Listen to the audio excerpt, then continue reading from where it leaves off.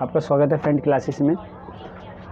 और आज आर्टिकल 19 पढ़ेंगे, अनुच्छेद 19 क्या होता है, अनुच्छेद 19 सारी बातें इसके बारे में पढ़ेंगे, विस्तार से पढ़ेंगे। ठीक है, पहले अनुच्छेद 19 मौलिक अधिकार में आता है, फंडामेंटल राइट्स जो इंग्लिश में बोलते हैं। ठीक है, और इसमें अनुच्छेद ये नहीं है कि 19 है, 19 लेकिन मौलिक अधिकार में 19 मोस्ट इम्पोर्टेंट है। जो तैयारी करते हैं जॉब की, एसएससी, रेलवे, उनके लिए भी, और छठी से लेकर 10वीं बच्चों को भी, और जिन बच्चे के पास 11वीं 12वीं आर्ट्स है उनके लिए भी, और जो नहीं भी पढ़ते उनके लिए भी। जनरल चीज़ें आपको अपना मौलिक अधिकार समझ में आना चाहिए, हमारा मौलिक अधिकार होता क्या है। ठीक है, तो जैसे मैंने लिखा है पहले से ही, ठीक है, क्योंकि लिखने में समय बर्बाद होता है इसीलिए पहले से लिख दिया है। ठीक है, तो आप 19A1, 19B2, B1 sorry, 19C1, 19D1, 19E, 19(1)E, 19(1)G। ठीक है, तो बोलने की आज़ादी, शांति, संग और घूमना, और निवास व्यापार। मैं आपको ये तो मैंने आपको बता दिया कि ये है, अब मैं आपको समझाता हूँ ये है क्या। बोलने की आज़ादी 19A में आपको देता है बोलने की आज़ादी। आप स्वतंत्र हैं, आप बिल्कुल फ्रीडम है, स्वतंत्र हैं, आप बोल सकते हैं, आप संघ बना सकते हैं, आप देश में शांति रख सकते हैं, संघ बना के शांतिपूर्वक बिना हथियार के। ठीक है, घूमने की आज़ादी, आप घूम सकते हैं। ये कहाँ बात हो रही है, ये सिर्फ पूरे अपने भारत में बात हो रही है ना, ये नहीं कि आप विदेश में, अपने भारत के लिए बात हो रहा है। निवास और व्यापार, आप निवास कर सकते हैं, दिल्ली से यूपी जा सकते हैं, यूपी से बिहार जा सकते हैं, बिहार से मेघालय जा सकते हैं, मेघालय से असम जा सकते हैं, असम से मणिपुर जा सकते हैं, और व्यापार कर सकते हैं। लेकिन कुछ साल पहले या कुछ दिन पहले, 1 साल पहले ही समझ लीजिए, निवास और व्यापार का आपको अधिकार नहीं था, लेकिन वो आपको अधिकार मिल गया है। कैसे मिल गया है, 2019 में 5 अक्टूबर बिल आया था 370 जो पारित हो गया है, और आप अब जम्मू कश्मीर में भी निवास कर सकते हैं, व्यापार कर सकते हैं। ठीक है, और आप, ठीक है, व्यापार और निवास कर सकते हैं 5 अक्टूबर को, और लागू कब हुआ था, 31 अक्टूबर को लागू हो गया था 370। ठीक है, ये हो गया ओवरऑल मिला के। अब आप कहेंगे भैया आपने तो 19A लिखा है, B लिखा है, C लिखा है, D लिखा है, E लिखा है, क्या आपको अल्फ़ाबेट नहीं आता क्या, आप F भूल गए? नहीं जी, F नहीं भूला हूँ मैं। F 19(1) F को हटा दिया गया है, जो आर्टिकल 300 में जोड़ दिया गया है। संपत्ति का जो अधिकार था वो उसमें जोड़ दिया गया है, वो कानून अधिकार हो गया है। ये मौलिक अधिकार है, संपत्ति का अधिकार जो होता है ना वो कानून अधिकार है। पहले वो मौलिक अधिकार में था, इसलिए अब कानून अधिकार में। अब इसको याद कैसे किया जाए, तो सिंपल सा है, एक कहानी ओवरऑल मैं जॉब की तैयारी करता हूँ तो ओवरऑल कहानी करके तैयारी करता हूँ, और परमानेंट याद हो जाता है, और आप वर्तमान से भी रिलेट करके याद कर सकते हैं। बोलने की आज़ादी अब क्या है, कोई नेता है, फ्रीडम बोलता है, उसको क्योंकि बोलने की आज़ादी है, लेकिन वो अपने हित में रह के बोल सकता है। इनकी भी कुछ सीमाएं हैं, बोलने की आज़ादी कुछ सीमाएं हैं इनकी। ये नहीं कि आप बोलने की आज़ादी आप किसी को भी गाली दे दे, और आपको बोले कि मुझे तो आर्टिकल 19 दिया गया है कि मैं गाली देता हूँ। नहीं जी, आप शांति, ये नहीं कि आप अहिंसा फैलाएं देश में, आप अपराधी हैं। संघ का मतलब ये नहीं है कि संघ का बनाने का मतलब ये नहीं है कि आतंकवादी संगठन बना दिया जाए। नहीं, संघ का मतलब आप पार्टी बना सकते हैं, सिंपल सी बात है, आप कोई पार्टी बना सकते हैं। ठीक है, घूमने का मतलब ये नहीं है कि आप जा रहे हैं पाकिस्तान, अमेरिका बिना वीज़ा के, वो गलत है। घूमने का मतलब आप भारत में किसी भी राज्य में घूम सकते हैं। 28 राज्य में, कितनी राज्य हैं, 29 नहीं है सर, 28 राज्य हैं। देखो मैं आपको जीके में सब दूंगा, और ओवरऑल इससे हट के भी आपको, मैंने कहा ना वर्तमान से रिलेट करता हूँ मैं, और 8 केंद्र शासित प्रदेश हैं। ठीक है, केंद्र शासित प्रदेश है। ठीक है, नहीं दिख रहा होगा, दिख ही रहा होगा आपको, केंद्र शासित प्रदेश है 8, और 28 राज्य हैं। ठीक है, निवास आप कहीं भी कर सकते हैं। आप जम्मू कश्मीर में निवास कर सकते हैं, जम्मू कश्मीर ज़मीन ले सकते हैं, बना सकते हैं, रह सकते हैं। लेकिन 2 साल पहले नहीं था ऐसा, लेकिन वर्तमान में ऐसा है। आप व्यापार भी कर सकते हैं जम्मू कश्मीर में, क्योंकि फ्रीडम आज़ादी है। आर्टिकल 19 यही कहता है, और आर्टिकल 19 मोस्ट इम्पोर्टेंट है,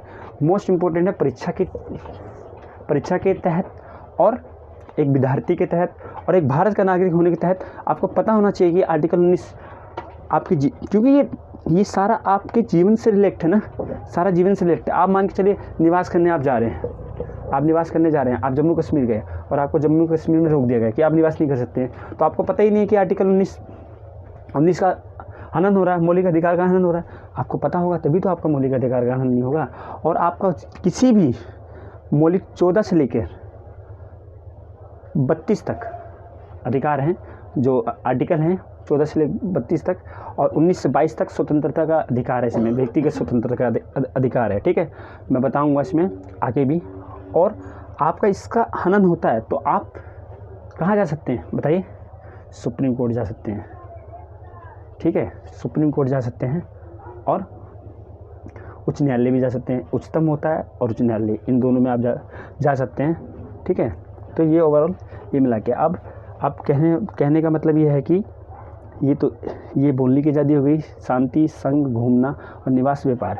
अब इसको मैंने कहा ना याद कैसे करें, याद तो मैंने आपको करा दिया, लेकिन एक कहानी के तौर पे याद कराता हूँ। जैसे कि मान के चलिए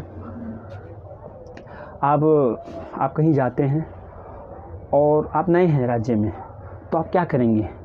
पहले आप बोलेंगे ना। क्यों बोलेंगे? बोलने की आज़ादी।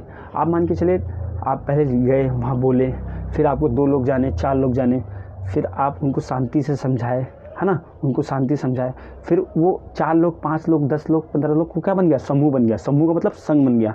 फिर आपको राजनीति में इंटरेस्ट हुआ, आप पार्टी बनाए, आपने संघ बना ली, फिर आपने बोला भी, है ना, पहले बोला, उनको बोल के अपना उनको अधिकारों को जनाया कि आप अधिकार, आपकी ये अधिकार है, वो अधिकार है। अब हम एक पार्टी तैयार करके हम खुद अपना चुनाव लड़ सकते हैं। तो आपने क्या करा?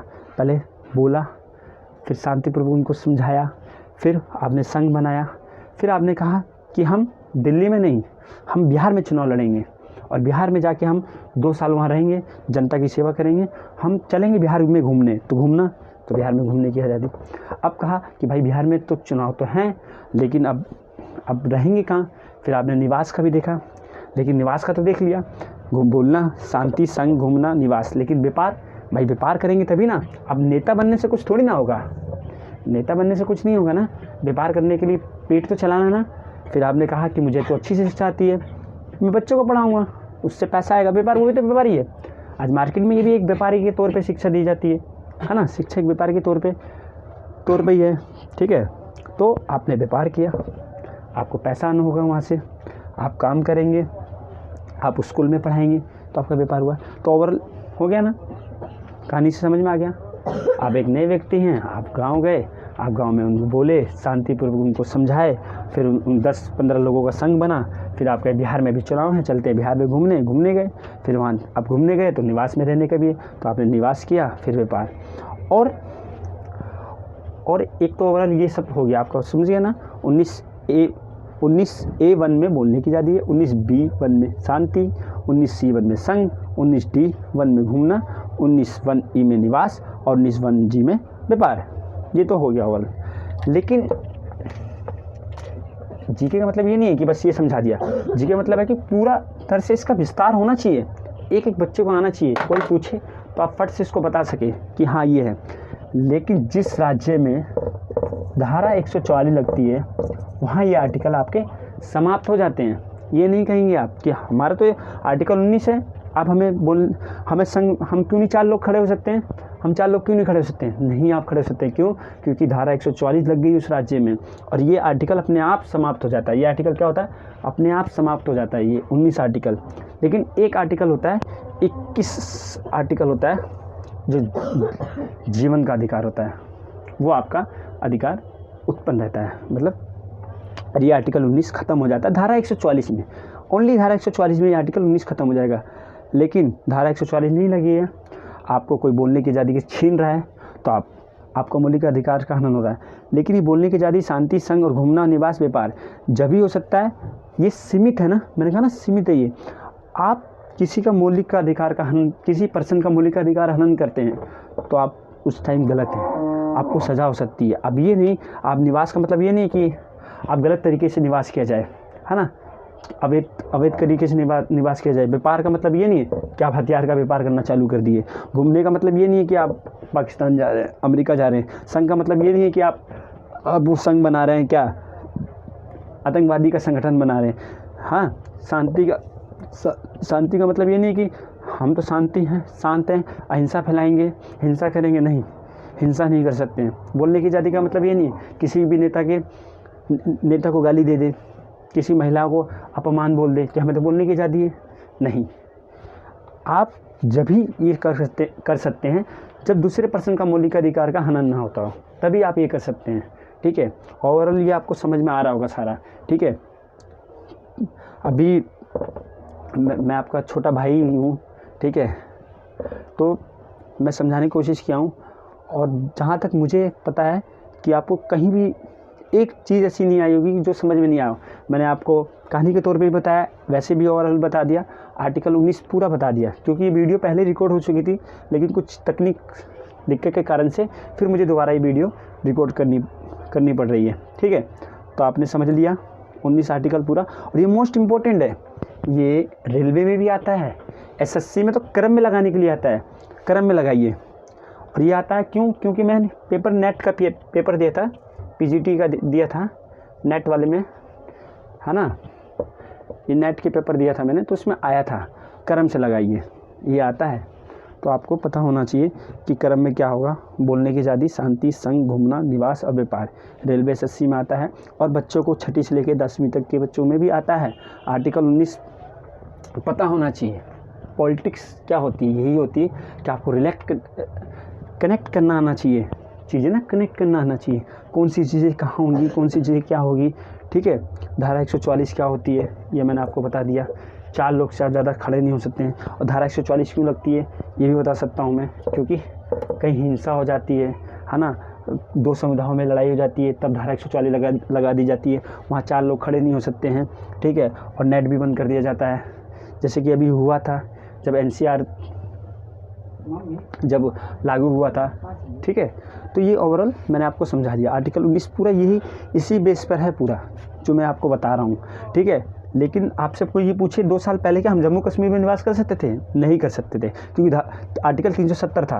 लेकिन अब आर्टिकल 370 हटा दिया गया, आप निवास भी कर सकते हैं। क्यों? क्योंकि केंद्र शासित प्रदेश बन गया ना वो, सीधी सी बात है। अच्छा, वहाँ का राज्यपाल कोई बताएगा राज्यपाल कौन है? जम्मू कश्मीर का राज्यपाल बता सकते हैं आप? जम्मू कश्मीर का राज्यपाल कौन है? कि भैया ये भाई लोग आपको पता होना चाहिए, बच्चों को भी पता होना चाहिए, और जो तैयारी करते हैं उनको भी पता होना चाहिए, और जो ओवरऑल 2 साल 3 साल से पढ़ रहे हैं, तैयारी कर रहे हैं, तो उनको तो पता ही है। और जो बच्चा अच्छा पढ़ने में उनको पता ही है। लेकिन मैं बता देता हूँ, मनोज सिन्हा है। कौन है? ये सांसद भी थे, पूर्व सांसद भी थे ये, मनोज सिन्हा।